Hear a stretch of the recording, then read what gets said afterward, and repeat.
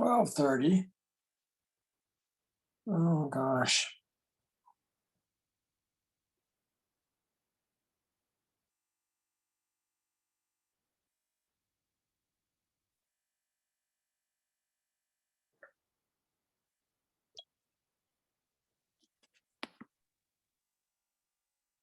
Hmm. Whoops. Where are you? I can't see you, Art, but Oh, you don't have your video on. I've gotten off the Zoom for some reason. Oh, wait a minute. You just I've turn got- your video on. yeah, well, it's worse than that. Okay, here we go. Worse than It's that. the Zoom. It's the Zoom. Okay. Okay. How are you doing? I'm doing good. I'm on a Sabbath rest day. I attended church this morning at 8:30 with my brother's church in Arlington Oh, or in Dallas. and you got to dash home for this, huh? And then we dashed home for this. I drove all the way from Dallas here, 2 hours straight. So It's a But- drive. we made it. I This don't chapter know. is chock full of stuff, I'll tell you. Yeah, I don't know. See, Amy put in the bulletin that this would be at 12:30, and then we had to correct it till one. I listened to the 9 o'clock and Janice announced it there that it was to be at 1:30. Okay, That was So- at the 9 o'clock, so I'm sure she did it for the 10:30 as well. hopefully Glenda's clued in, but we'll find out. Oh, golly. Just while we've got the two of us here, I continue to pray for you and your husband and the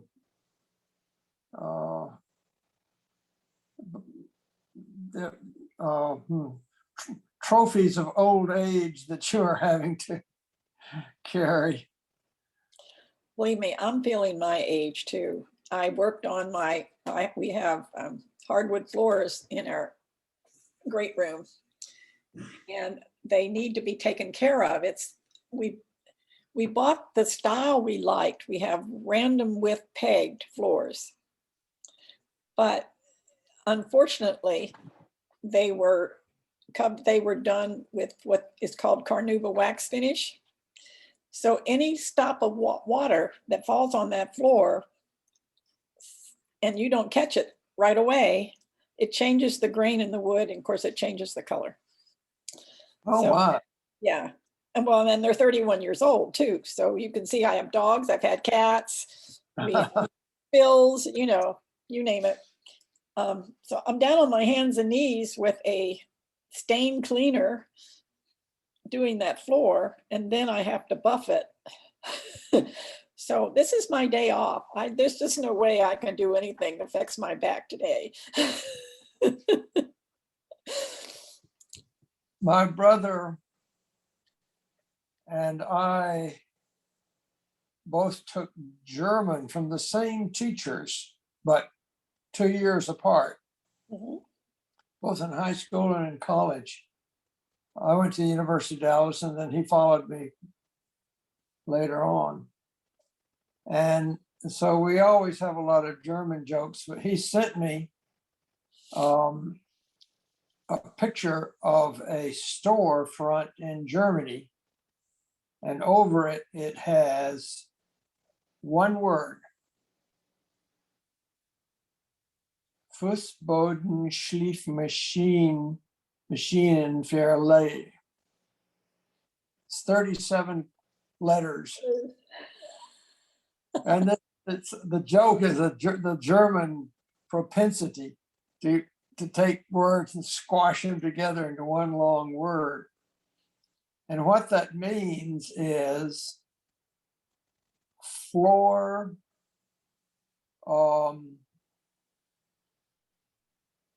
sander machine rental. So you need to find a Fußboden machine in Fairleigh for your. Can't do that either. We can't. The floors are not refinishable. Oh, you can't sand them down? Nope.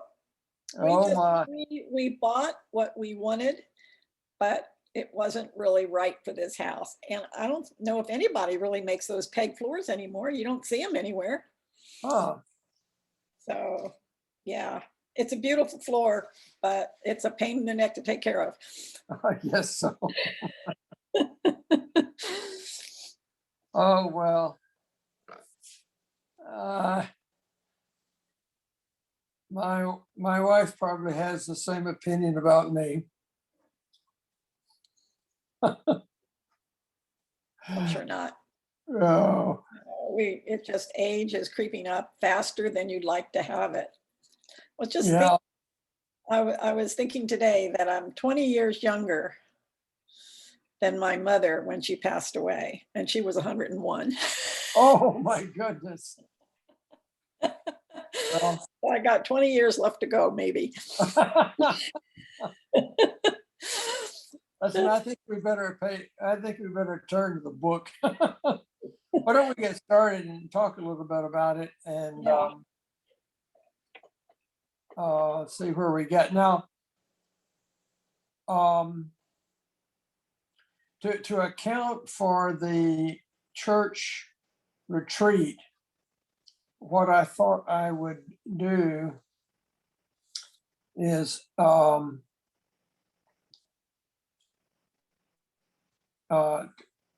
we're not going to have a Zoom on August 15th, which is the weekend of the church retreat, but I thought I would take a little bit of chapter 4 and talk about it today, and then a little bit more of it then the week after the 15th. Okay. And so at the end of this, I don't imagine you've read chapter 4, but I'll talk a little bit about it with you. Okay. Okay, so this book is very autobiographical. I mean, it's the way she structured it is just talking about her life. So she's gotten to the point here where, well, she jumped ahead in the introduction.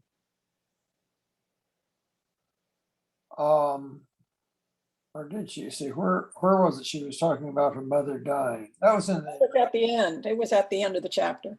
Oh, no, that's right. That's at the end. But here, oh yeah, she talked about having dreams of dying and being afraid of dying. And I was thinking back about any dreams that I had about dying. Have you ever had dreams of dying? I don't think so, except there's times, and I don't know, it's a weird experience where sometimes you're dreaming and all of a sudden you feel like you fell off a cliff. You know, you get that. Oh. In your body. I never thought about that I'm dying, but I mean, I'd get that. Well, obviously the end was coming. But it's a weird experience. It wakes you up and you kind of just totally disoriented about what caused you to jump like that in bed. You know what I mean? Yeah. I had a dream, which is kind of strange. There was this man in the dream, and he wore a long black coat.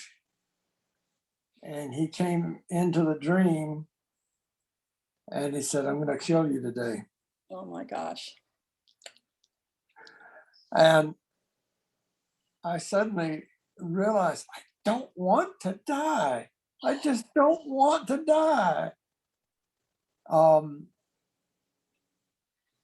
Which was kind of an interesting response in the dream, because all my life, growing up in the churches I did, uh, there were funerals, family died, friends died. Um, and there was my dad was very good in his instruction about death, um, and about resurrection. So I never really had the same kind of experience um, where that Mass described about being afraid of death. I never have been. It's except in that dream. In that dream, I I don't was recall dreaming about afraid that. Yeah. of dying. Okay, then she talks about getting saved. Um, the she's in this Bible church, and everybody's pushing her to be saved, to be born again. Have you ever attended what she calls a Bible church? Yes, with my daughter one time up in the Dallas area. We went to some Bible church, and the preacher preached on, and it was ongoing. Every week he would add to it. I think he was in Acts. He was reading doing Acts. He was excellent preacher. But as far as the service itself, it leaves me cold. I don't know. Maybe I've just been an Episcopalian all my life, and that's the service I like, you know? Yeah. And my daughter is in Church of Christ. That's where she goes. And I've gone with her to many Church of Christ services. And again, it doesn't satisfy me. They've got good preachers. And she's not so literal like she was when she joined. You know, they have music and all now, and they can sing and do all that stuff. But it's not. I like to say I'm more of a traditionalist. I think I love the tradition of the hymns, and they don't do the hymns. You know, their music is different, and Mhm. their communion is very different. So The a funny experience was that, oh, there she is, yes. Linda. Hi there. Hi. Wondering if we were gonna have you or not, but we're glad we have you. Well, I didn't bring the bulletin home, and I couldn't find the email thing, and I couldn't find Oh, couldn't find your email. I couldn't find anything. So I finally called Amy and she sent it to me. good, Sorry, so sorry to be so late. no problem. Oh, listen, talk. Your experiences sound very familiar. We were just talking about having our own experience attending what Bass calls a Bible church.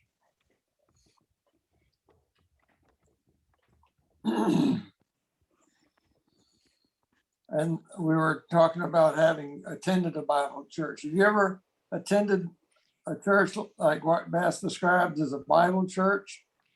No, but the Baptist church comes pretty close. She's 10 years younger than I am. So, and grew up in a different part of the country. So I don't know what, I don't know what, if it was a non-denominational, sounds like it was. Mhm. But a lot of what she describes is very familiar to me. Yeah, it's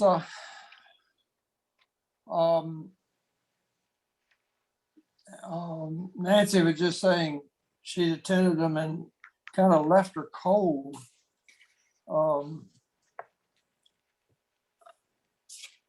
And I mean, I've had sort of similar experience. Oh, a kind of a funny thing I found. My father and mother were, of course, consummate musicians, and my father had built a pipe organ in our house. And we had a grand piano in there, and singing hymns was mixed in with singing everything else under the sun. And our next door neighbors were Church of Christ. They thought, oh my, the devil's next door. But at any rate, yeah, it was funny, this pressure that they were putting on Bass to be born again and to have a born again experience. Have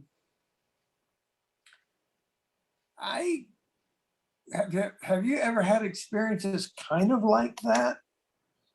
At least where she says a feeling of warmth, and who was it? Wesley was talking about attending services with the forgotten, I can't get it to come, in England, and he said he felt strangely warmed. I read that, yes. Felt his heart strangely warmed. Yeah. Oh, Yes. yeah, right, strangely warmed. Have you ever had experiences like that? Yeah. Not, I'm not, excuse me just a minute. Allergies. I'm Oh, not my- sure that the experiences I've had would be, would come up to what they consider, but I've had, well, like at Cursillo was a very Mm. heartwarming and emotional experience. And I've had some on retreats, I've had some experiences where y'all gonna think I'm nuts, but I had I used to go on silent retreats at the Jesuit Spirituality Center in Louisiana, and 2 different times I have had what I thought were visible physical meetings with Jesus. And Oh, wonderful. yeah. And so, but neither of those was, while they were very comforting, because it was both times was when I was in some distress. They were very comforting, and they were they stayed with me for a long time. And now, even now when I think back on them, I get that feeling of comfort that I had then. But they weren't, emotionally ecstatic experiences, or I was never, as the Baptists say, convicted of my sin or anything like that. That's the big thing with them, where you get you have this great emotional experience where you're so aware of all your sins, and you feel so unworthy, and you just kind of want to crawl down the aisle instead of walk. Yeah. For the altar call. I've never had that. How about you, Nancy? No, I've not experienced that. I do have a question though, and it's just because I meant to look it up and I didn't. She mentions John Wesley in her book, and he founded the Methodist Church, but he is Not totally not correct. quite true, but it's a Wesleyan, and I mean, that's Methodist. Yeah. No, go ahead. Yeah. But it said he's Anglican. So I was just wondering, what's the deal here? I meant to look it up and I forgot. What does she say about him? I've forgotten what she says about the West. Basically, she kind of makes it sound like he was the one that got the Methodist Church started way back, and she's a Methodist. Well, Art, correct me if I'm wrong, but he developed this method of worship, and was very successful, particularly in the poor parts of London. And church, people were coming to his churches like crazy. And then he did both he and Charles Wesley come to the United States? Art, do you know, or was it just Charles? Do what? Did both John, either John or Charles or both, came to the United States for like a tour or something? Oh. I think I'm fuzzy on that, though. We were doing an East Coast trip one time, and there was this old ancient tree which is being very carefully preserved because John Wesley had preached under it. Yeah. Well, but both the Wesley brothers died Anglican priests, and it wasn't until after their death that a separate church was formed. Like, I think, isn't that right? They were basically trying to do what Bass is doing, to free Jesus. And the Anglican Church in the 1700. And they were quite successful. They had these communities of Episcopalians that were worshiping and doing everything. And they got their own kind of governance going. And when they did that, there was a schism between the stuffy Anglicans of the day and them. And so they said, you don't like what we're doing, we're going to go off and farm our own church. Pooey on you. And that's what happened. Yeah. But the Wesleys didn't do that, did they? Wasn't it people No, after them? no, that was the people. They were dead. Yeah. I mean, they were turning over in their graves about it. Right. Yeah. Well, she mentions John Wesley, whether she said he founded the Methodist Church, I can't recall exactly her wording, but she does mention him in the book. Mm-hmm. And my daughter got her advanced degree at Texas Wesleyan in Fort Worth, and I knew that was a Methodist college, so yeah. Well, I was going to share a warming experience because I think it's pretty, or it's beautiful. Anyway, I was in the 8th grade and went to a Episcopal summer camp. And there was a very charismatic young man that was leading it. And so towards the end, it may have been after dinner, the last day, he had everyone go off by themselves and just open their hearts up to God. And the camp had a little lake in it, and they had a little pier that went out onto this lake. And the pier went out onto the lake due west. And it was towards the end of the day. I went up, I sat down on the end of the pier, and I was watching the sunset, and I was praying to the Lord to open up my heart and to make me more pliable to him. And really felt like the Holy Spirit was descending on me at that time. But it was so beautiful. The lake, the forest around me, the sun setting over the forest, the quiet, all by myself there. And it's something I just remember as being something that meant a lot to me at the time.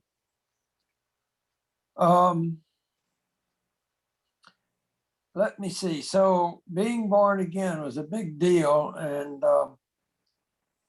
her friend Phil was pressuring her to tell about her being born experience and everything to prove that she'd been born. But then something else comes into the book there, which is really kind of strange. Her talk about her wicked uncle. And that, I don't know what the wicked uncle did, but it wasn't good. And she doesn't explain it. I wish she just left that out of the book altogether. But it made her feel sinful. It was part of her being feeling lost and alienated and estranged. I- you can't help but feel sorry for her having had that in her life. But I was wondering if we've ever had similar experiences of feeling lost, alienated, and estranged. I know that I think I felt that way in college.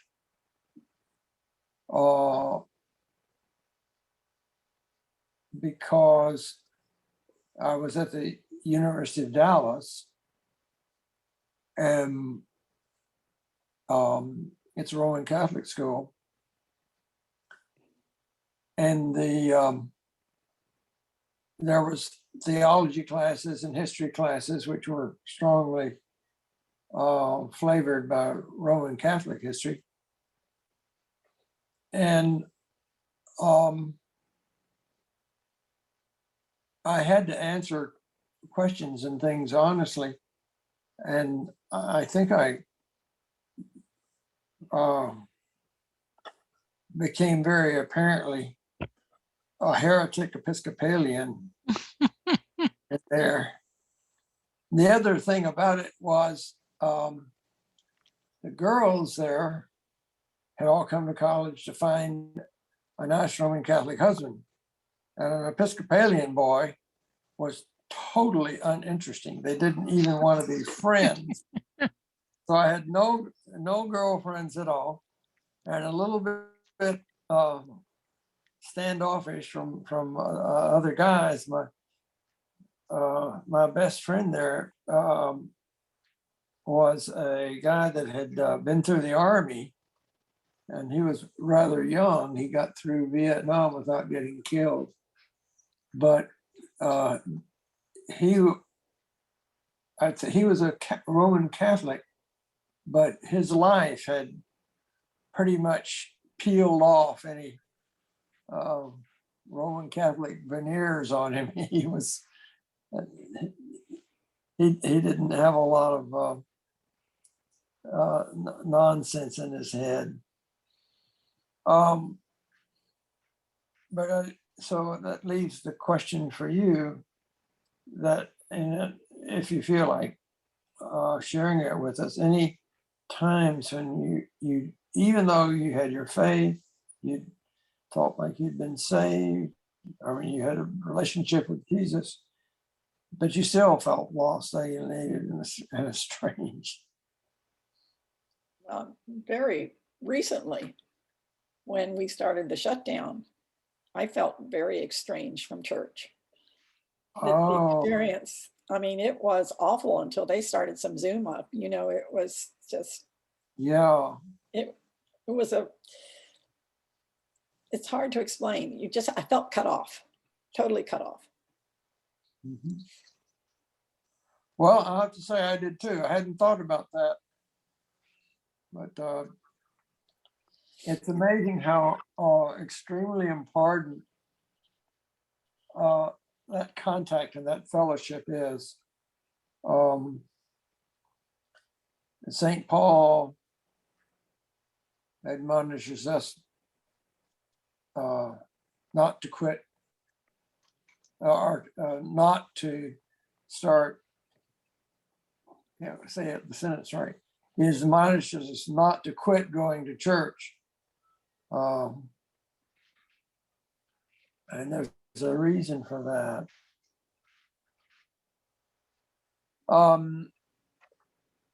Let's see, the strange life that this lady has lived. She got into this theological crisis over sin and death.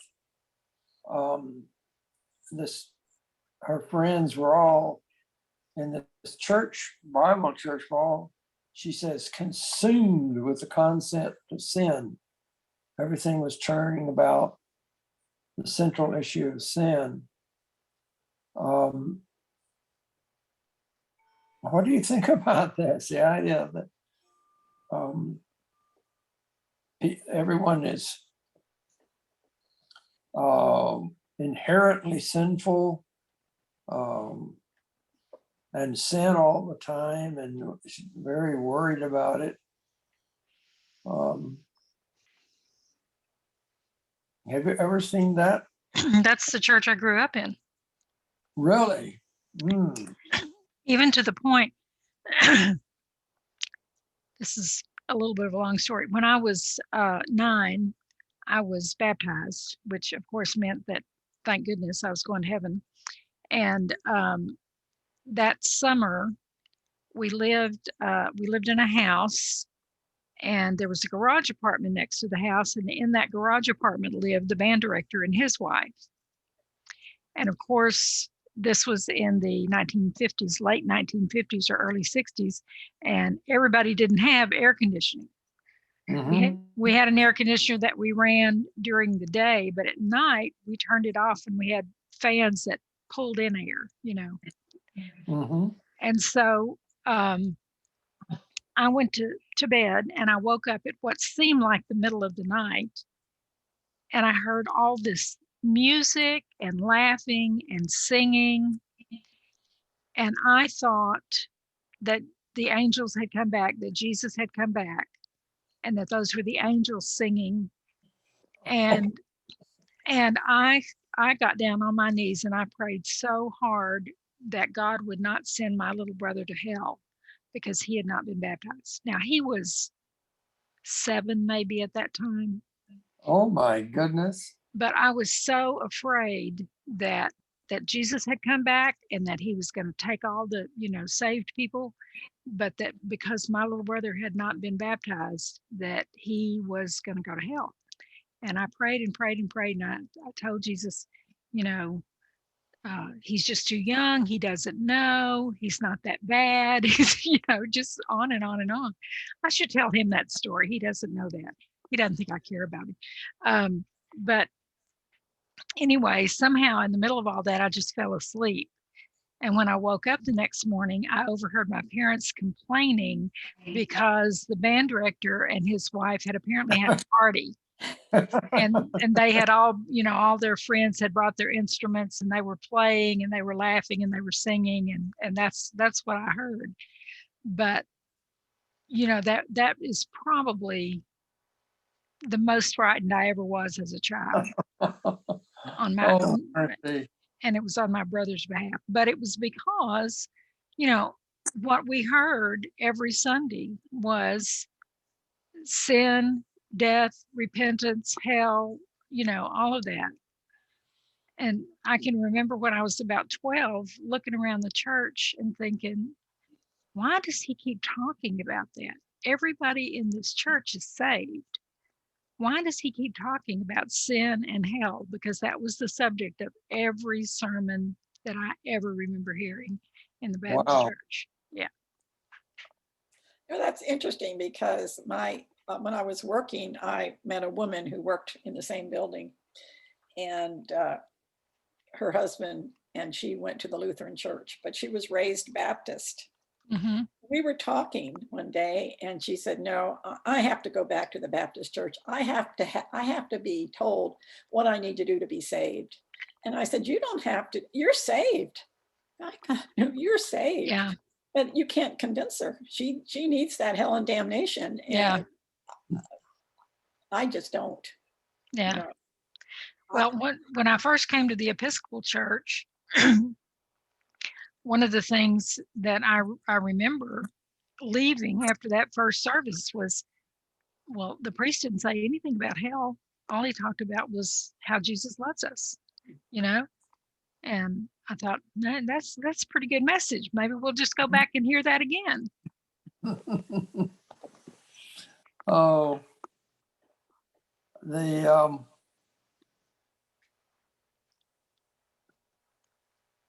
it's funny how we get these things all wires crossed, with expression. I'm going to go on to the next section, which is kind of in the same thing. It's called the cross. And the whole idea there was that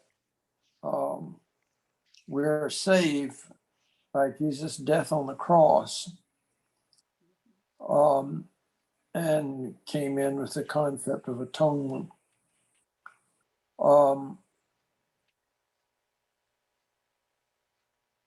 And being saved.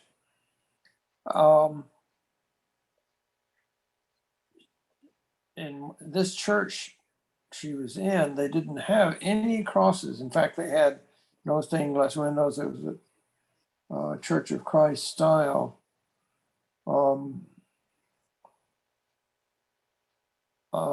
Very austere.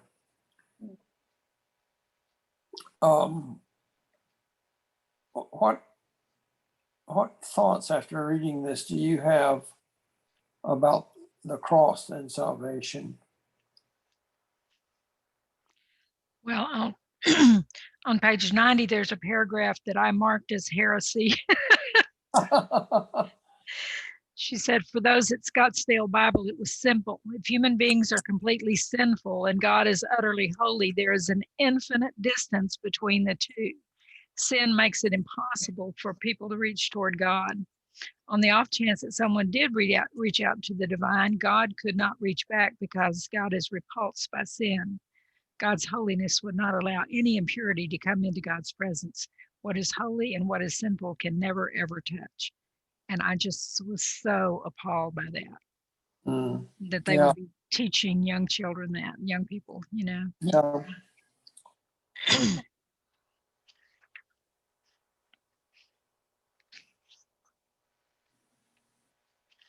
Nancy, do you have any feelings about the cross? No, that other than that Jesus died on the cross to save us. Mm-hmm. And that's what we were taught. And it's just, I've never thought of it any other way than that.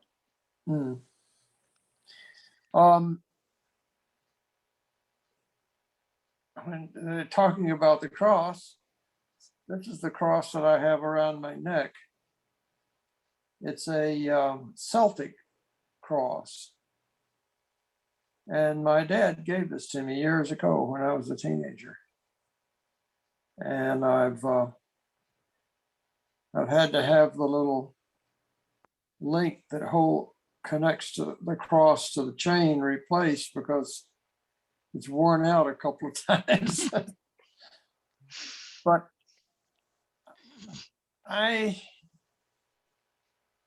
what this cross means to me, though, is not sin and death, but it's that Jesus is my Lord, and which is going to come up again. But I've worn it, and I've worn it more as a sacramental act that the Lord is with me and that I'm the Lord's. Another thought I have about the cross, and in the church we were in today, beautiful wooden cross with a wooden carved statue of Jesus as Christus Rex, that is not the suffering Christ on the cross, but as the risen Christ wearing a crown, vestments of a priest, and a beard. My father was definitely a Renaissance man. One time in the little church in Greenville, he decided to make a Christus Rex to hang in the church. He sculpted it himself out of clay and had it fired and put on a lovely, like cherry wood cross. And at the 4 points of the cross, he had hammered copper little bas reliefs of the the signs of the four gospels. And it was really a gorgeous thing. But I was so impressed as a young man, as a little boy then, of Jesus in this magisterial Lord, and not the suffering, bleeding, dying Christ that is often on a crucifix. It was really beautiful. It was clay, and fired, and then just left white like that.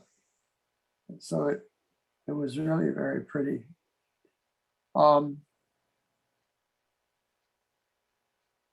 That is just sort of my experience and impressions of the cross.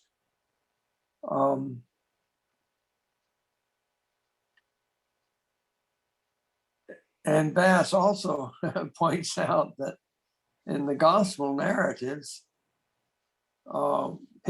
Jesus is saving people before the crucifixion. So it doesn't take, the crucifixion is not necessarily a prerequisite to being saved, because he saved them all the time. I had never heard the definition of salvation that she gave us back somewhere. Just had it a few minutes ago. That was Salvis. Yes, on page 76.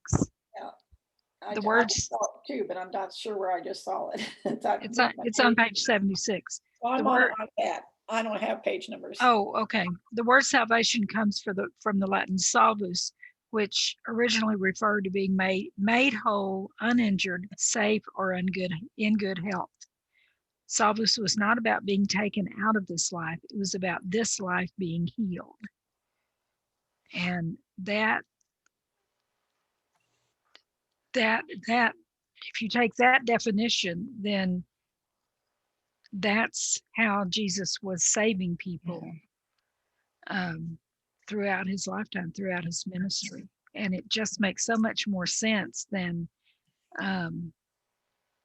Jesus coming, living 3 years, dying on the cross, being resurrected, so that everybody from that point on could have eternal life.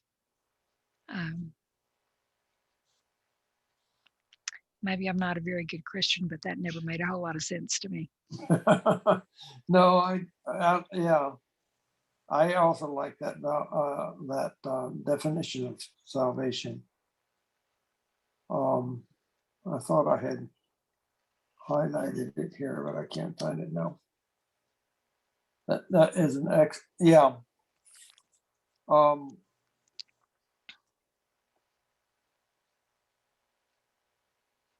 Let's see.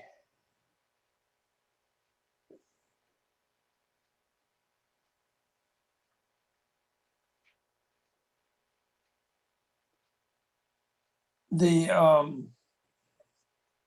last one, the last section in there was called the end times. And what is your reaction? I think you've already said it, to Bass's description of the evangelicals' vision of the end times. And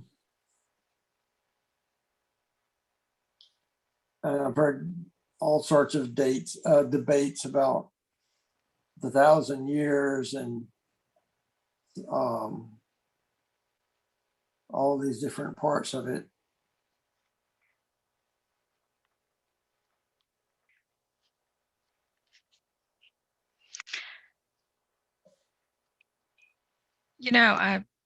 Reading this, she starts out, the best thing about the Bible church was that I no longer feared dying. And then she goes on to say that she didn't fear dying, but she was terrified by the imminent end of the world. And I thought, if you spend all your time waiting for that and worrying about that, then life's going to be pretty miserable. We had a study with Father Dave on this book by Polkinghorne.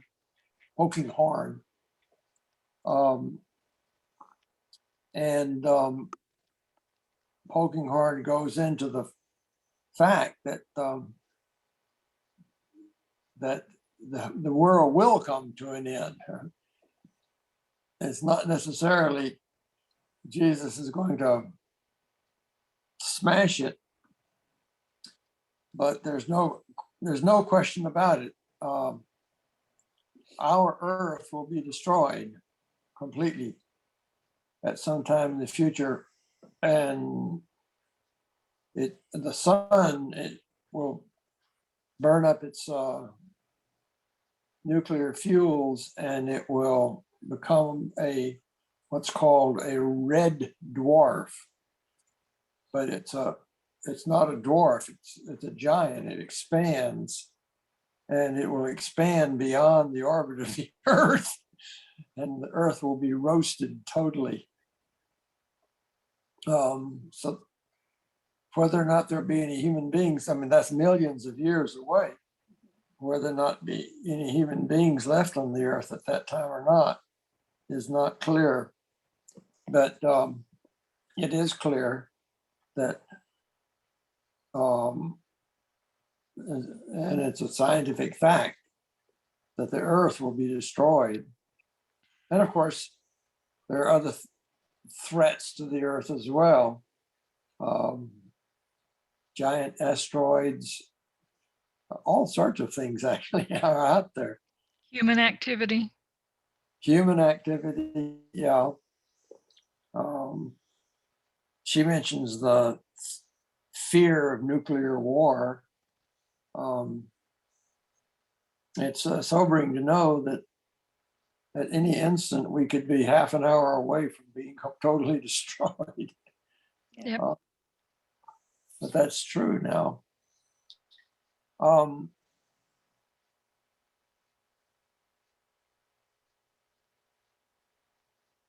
So she just lived in this fear, and even in the best case scenario, let us say humans do figure out how to get off the Earth and into other galaxies and solar systems, and immigrate into other planets, Earth-like planets. Even if that happens, the universe itself, the whole universe, will come to an end eventually. No matter what we do, no matter what monuments we create or what glories we perform, it's all going to come to an end, one way or another. And some people get very depressed about that, saying, well, what's the purpose of it all? Why try? It's all going to be destroyed anyway.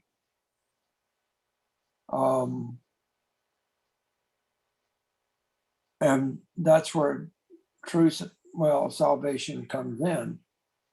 The Lord, so Polkinghorne says, God is a God of hope, and we hope for our salvation. And in that, we find the balance against just the end of everything.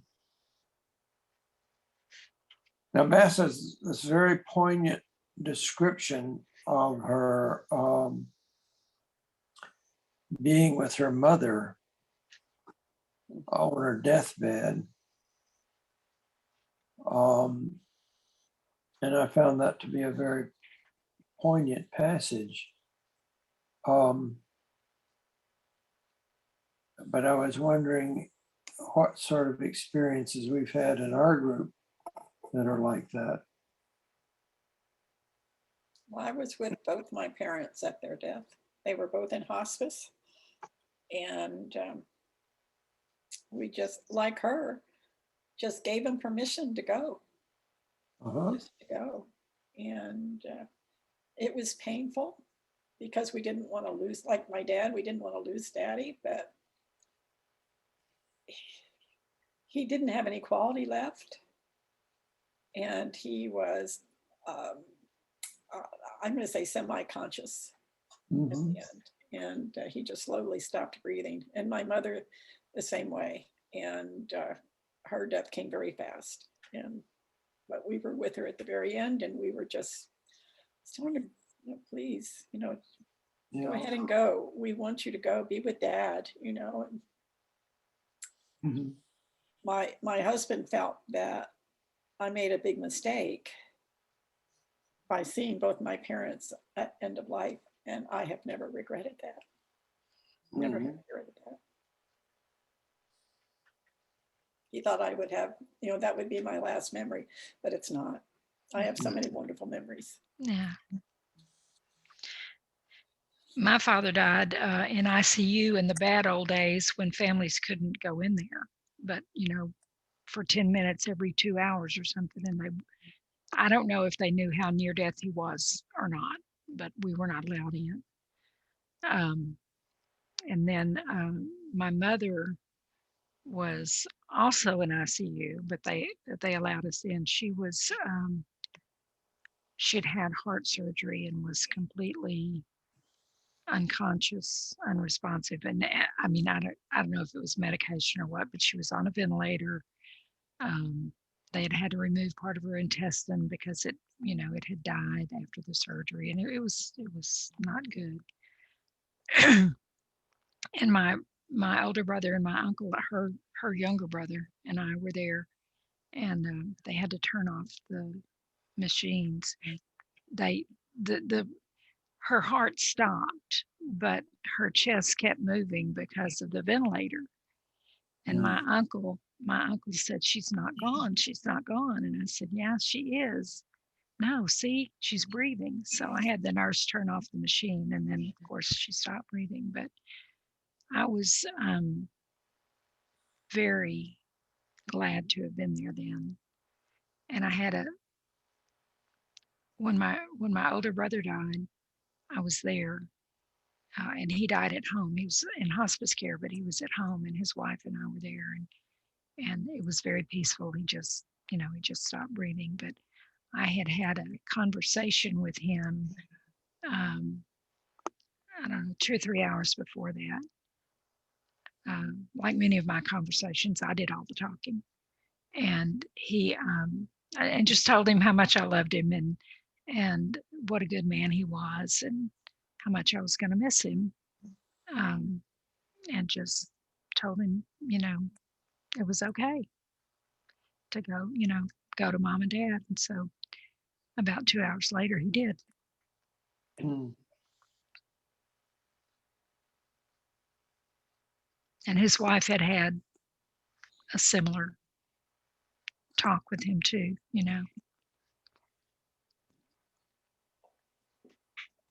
My mother had multiple myeloma cancer, and it started just when I started my undergraduate work, and she remained alive. She came to our wedding, and which was in the fall, and then in that spring, the following spring, she got much worse.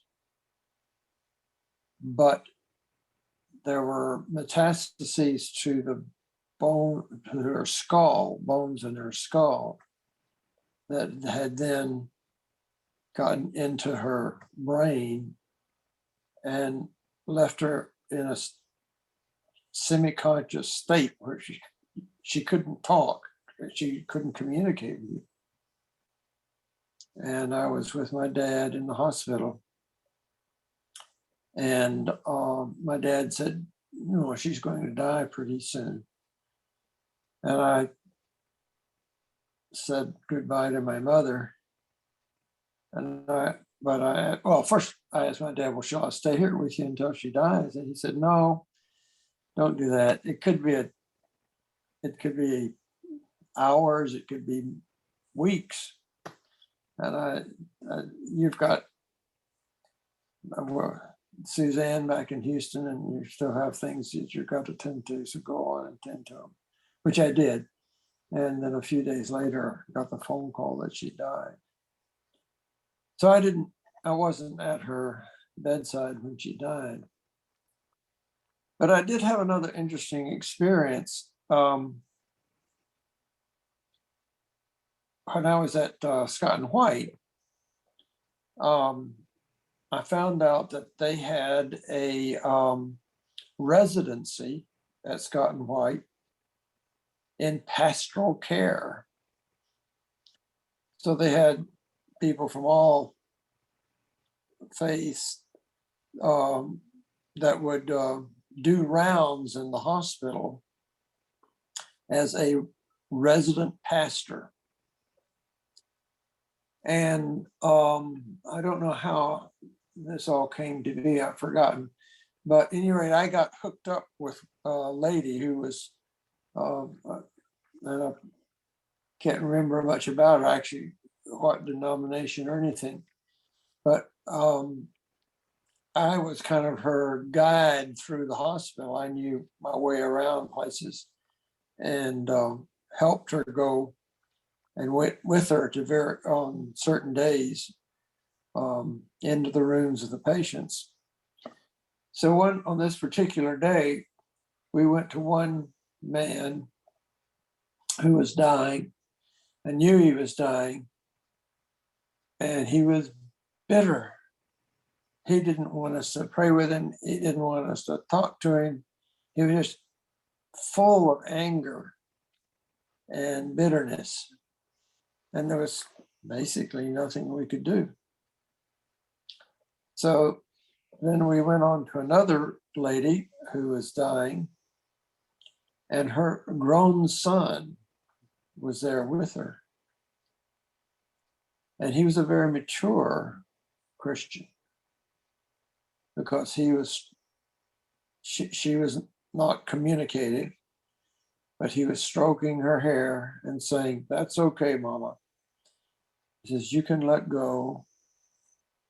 Oh, you can go and be with Jesus now. Oh, we love you, but we know you've got to go on," and things like that. And there was a monitor hooked up to her beeping. And so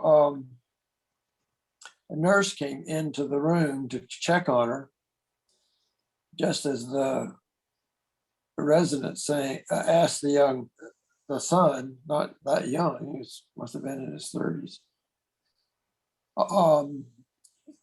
"Would you like for us to pray with you?" And he said, "Yes." And the nurse was apparently a Christian too. And she said, so we had started to hold hands, and the nurse just walked into the circle, held her hands with us. And the resident said a very nice prayer. And as soon as she said, "Amen," the monitor stopped beeping. Mm. And that struck me as a very beautiful death. Mm-hmm. So it can be beautiful in a sense. It's always sad, but it can be beautiful. And I got to share one other one with you. So at my mother's funeral, the bishop presided at the funeral. And thus his sermonette was mostly about not being overwhelmed with grief, but being joyful that my mother had gone to be with the Lord.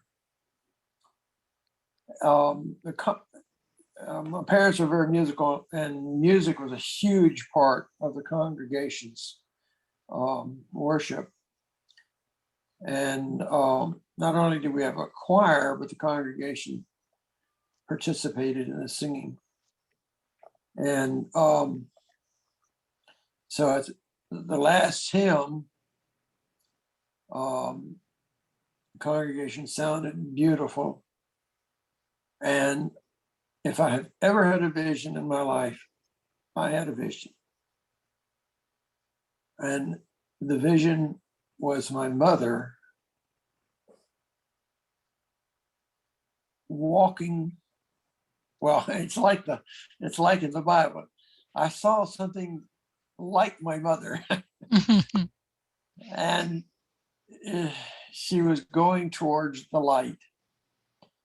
But she was like a ball of jewels. I mean, there were things on her that were just like emeralds and diamonds and rubies and beautiful things that were picking up the light as she moved off towards the light. And a combination of the congregation singing and having this vision just brought tears to my eyes. I was just standing there with my face flooded with tears. And then I looked up, and there was the bishop looking down at me, shaking his head. His sermon, he thought his sermon had just completely failed. In fact, it was very beautiful. It's Well, I funny hope that you told him later. I don't think I ever had a chance to, but any rate, those are some end time things.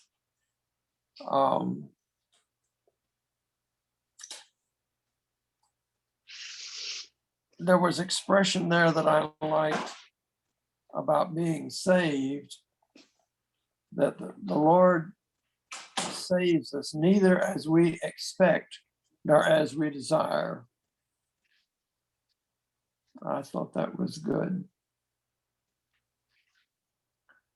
Okay, well, we've used up an hour. I was going to go into the fourth chapter a little bit, but I don't think we have much time.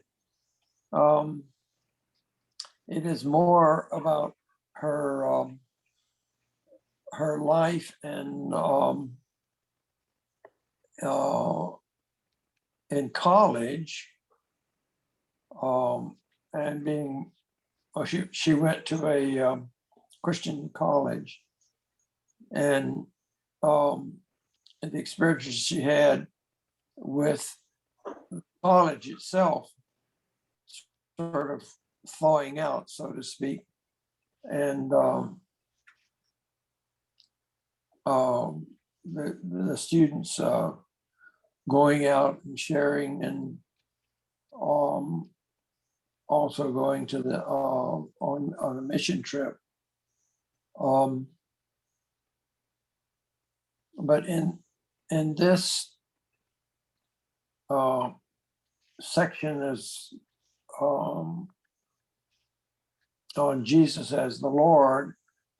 She comes to understand that Jesus is her master and ruler.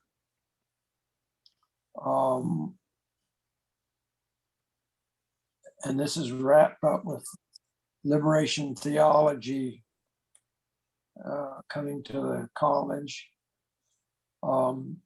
and people being taken up by Bonhoeffer.